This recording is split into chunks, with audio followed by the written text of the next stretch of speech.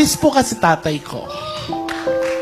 So, bata pa lang ako, alam ko na sa sarili ko na bakla ako. Kaso lang po walang chance para maamin kasi nga pulis tatay ko stricto. Nung 5 taon po ako, yun po ang pinakamasakit na stay sa buhay ko. Yung naghiwalay po yung nanay at tatay ko. At kaming dalawang magkapatid, Kuya Will, we have to choose kung kanino sasama. Dahil dalawa lang kayo magkapatid. Yung bunso kong kapatid na babae, sumama siya sa nanay ko. Bilang isang lalaking bakla, sumama po ako sa tatay ko. Sa sobrang depression po ng tatay ko, nag-awol siya sa trabaho. At wala po siyang ibang ginawa araw-araw kundi ang uminom at maglasing.